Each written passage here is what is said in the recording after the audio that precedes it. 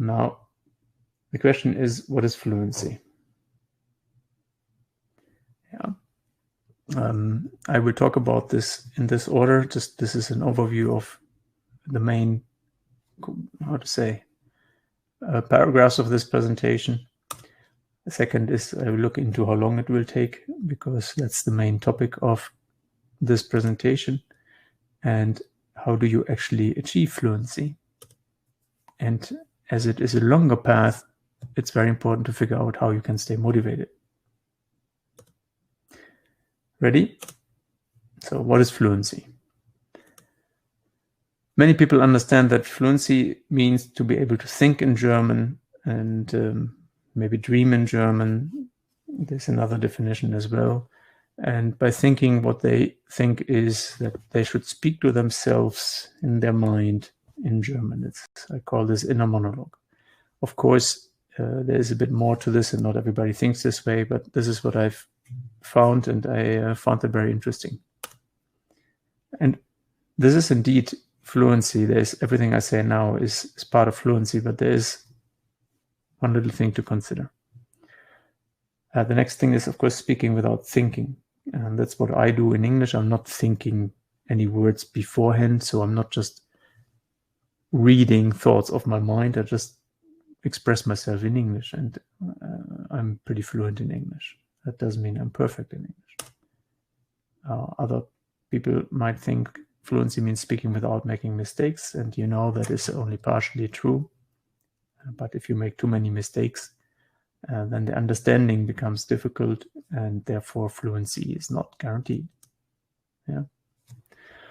Then there's the understanding that fluency might mean that you are able to express yourself in German, or deal with tasks in German as well as good as in your native language. That's quite a high demand, but it's definitely also fluency. Now, the red X doesn't mean that what I just said is not true. It just means that that is something that will happen at one point, but it is actually rather something that you will experience well into B2, C1 level. Before that, all these things you have to take with a grain of salt, because it takes time, and I will talk about the details in a minute.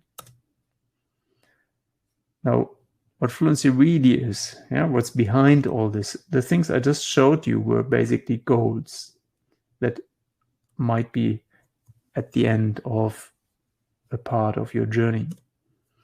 But above all, it is important to understand that fluency is a process, not a goal. It really makes a difference. And it's a long process. You're not fluent in 1 month. It's simply not possible. Also not in 3 months, as you might have seen on the internet. Fluent in 3 months. While everything is possible, it is also very unlikely that you belong to the 0.1% of human beings that could achieve such progress. So how long it takes, I'll talk about later. It's very important to make mistakes.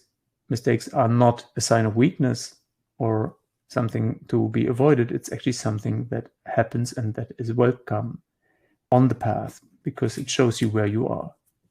It's simply like a thermometer that shows you what temperature we have today, so you know how to dress.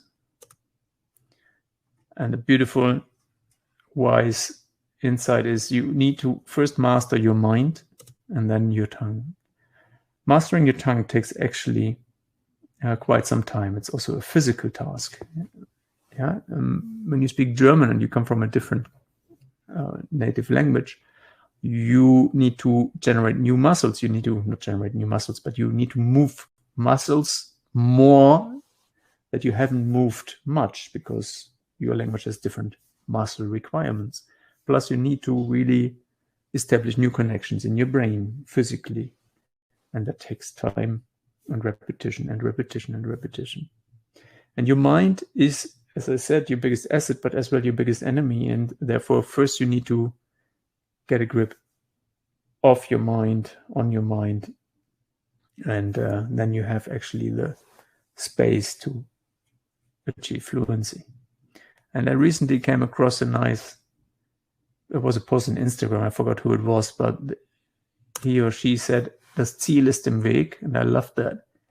Das Ziel ist the goal, and im Weg sein means it is in the way. So the goal is in the way, and that original quote would be, der Weg ist das Ziel, the path is the way. The path is the goal. Yeah, but I like sorry, I can't speak. I like this. My mind was actually thinking about Weg, whether it should be capitalized or not. It's interesting how language works. So don't try not to be focused too much on the goal, but more on the path, on the journey. Yeah.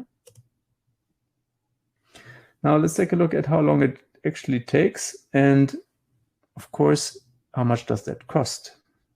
And cost can be, of course, expressed in monetary units, US dollars, but also in time, because in order to have time, many people have to work. Yeah. Now, A1 to B1 usually takes around 360 hours of lifetime. This is not lessons. Lessons are usually shorter and therefore more, but lifetime hours, that's what usually people get paid by. Yeah, you get paid by the hour.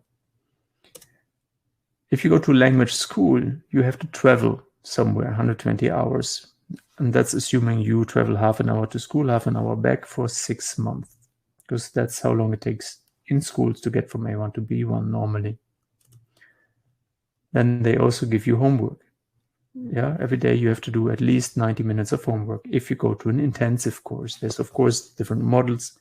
These are intensive courses in schools I've worked with, and they still offer these to that extent. And in that time, you can reach B1 from level A1 onwards. If you then want to go to B2, as I said, true fluency will appear somewhere between B2 and C1. You need to add another 180 lessons, another 60 travel hours, and homework.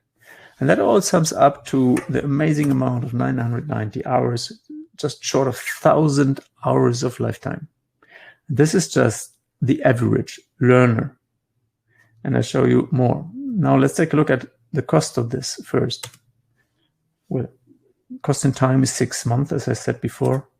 It's 3 months for B2, because B2 charges your brain, challenges your brain a lot more, because you have to learn way more complicated vocabulary and longer sentences, and therefore more complex sentence structure, which is highly abstract and therefore takes you a lot longer to digest. Yeah. With A1 to B1, you have a 50-50 chance to actually reach that level after 6 months of such an intense learning path. And that is an official number measured by the German government. And if you maybe reach out to the school near you that offers exams, you can ask them what their quota is. It's very likely very similar. In B2, I have no idea. B2 learners are usually very motivated, so it might be higher than that. But on the other hand, it's also way more challenging, and I've seen personally many people fail in B2, and therefore it might be just as bad as for A1 to B1. Yeah. Again, 50-50 means you have a 50-50 chance to pass the B1 exam after 6 to 7 months of learning 4.5 hours a day. That doesn't necessarily say that you are a good German speaker or that you've done a good job. It might just say that you are good at taking exams, and that your German might not even be to that level, or the other way around, that your German is good, but you actually are not good with exams. But just to give you an idea. And you have to pay $1,000 if you take the cheapest school in Germany, which is more or less the Volkshochschule, which is kind of a community college for A1 to B1. That's 6 months, so it's roughly 180 a month. It doesn't get much cheaper without exploiting teachers or other employees. In other countries, it might be a bit cheaper, but I think even in India, you would pay at least 100, if not 200 US dollars per month for that course. B2 then is another 500 US dollars. You can pay a lot more. The main or the most known school offering German courses worldwide would charge $7,000 at least, depending on when you actually start your course and end it. So it's quite costly. And in addition to those $1,500 and the 9 months, you have to really calculate your missed income, because what you do there in school is like a part-time job of 4.5 hours a day. If you worked that time, you would have made very likely another $1,000. If you get $10 an hour. So all these things need to be considered. If you take a look at my approach, which is the smarter German approach, and what it costs, well, I just assume, I don't have enough data, but I can say from experience and from what I see that you should be easily get through my course in the same time as you do in the common approach. Why should I aim for more? But the good thing is you don't need to travel, and that saves you already a lot of time, and you don't need any more homework. You already spent 3 hours on the computer. That's more than enough. If you want to spend more, that's all fine, and you might even reach your goal faster. And B2 the same. So you save a lot of time by not traveling and by not doing homework. And I know that you can also save time by doing any other online course. The problem with that I will explain also in a few minutes from now. So instead of 1,000 hours, you spend roughly 540 hours if you work with my course. That's a lot of time. Let's assume it takes you 6 months to get from A1 to B1. It might be faster, might be longer, depending on how much time you have every day. As I said, the 360 hours in 6 months, that was based on working for in a school in an intensive course. And the same for B2. I have no data how well people would pass the exam after doing my course. I just get an occasional email from people who thank me that I've created my course and that it helped them to pass the exam. But as I do not offer the exams, and people like to not share everything they do, I just assume it's at least as good, because 50-50, that's easily achievable after my courses. I have no doubt. And as I said, I don't need to be better than the others, just cheaper and save you time. So instead of $1,000, you pay $430 exclusive VAT.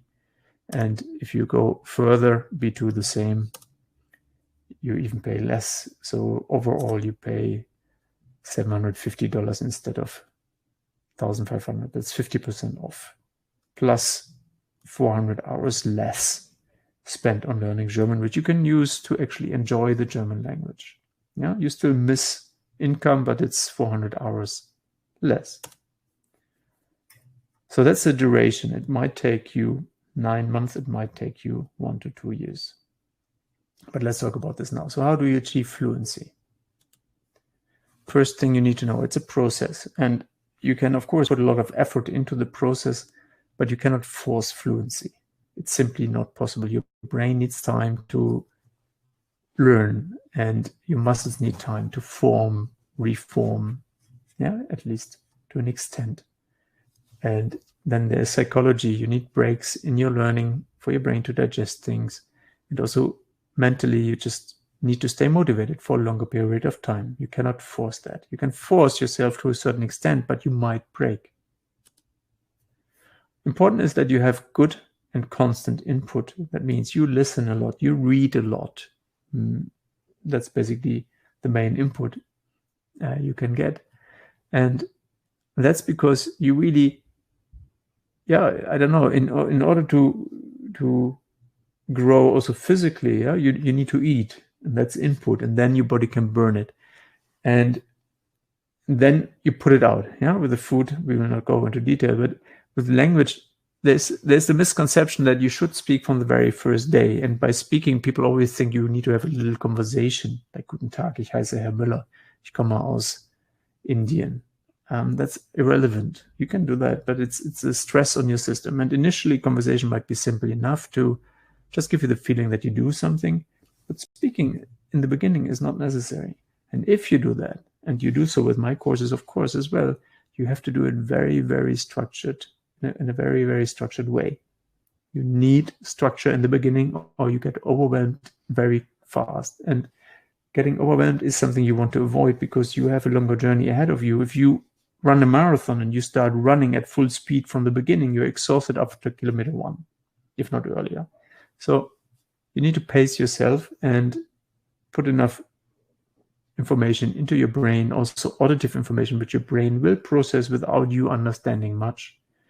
And therefore, you really need to plan this well. And most online courses that I've seen, if not all of them, don't understand that, and they don't tell you that. And it's no secret, and it's very simple. You need to practice. So once you have enough input, once you have the structure and the guidance to say something, then you practice that. But you practice it step by step, bit by bit. You will not have a freestyle conversation anytime soon. The first half year, you don't need that. You will have to have those if you live in a German-speaking country. That's not to be avoided, and there's ways to also prepare that, to improve that with what I call the dialogue technique. But that's something for those who already live in a German-speaking country. All the others, they really just need to speak the basics. And the basics are, for example, I see a bed. Do you see a bed? I don't see a bed. Why don't you see a bed? These are core sentence structures that you want to be able to say blindly when I wake you up at 3 at night and say, what do you see? And you want to say that properly. Yeah? But again, in a very structured manner, very guided. You need feedback. You wouldn't believe how many people I've met in my life that actually thought they were fluent in German, but the German that came out of their mouth was unfortunately rather survival German. It was fluent, but it was riddled with mistakes. And while it's fine to make mistakes, the number of mistakes makes all the difference. You need intelligent feedback. And by feedback, I don't mean that you talk to someone and the other person says, no, you have to say einen. Yeah, because that's just as annoying as it can get, and it doesn't help at all if someone puts their knowledge above yours. Intelligent feedback is feedback that allows you to find the mistake yourself and understand what went wrong. That might partially happen if someone tells you how it is said correctly, but I can tell from experience, also my own painful experience, that you're better off with someone who understands how to intelligently give you feedback. And you wouldn't believe how many teachers actually do that wrongly.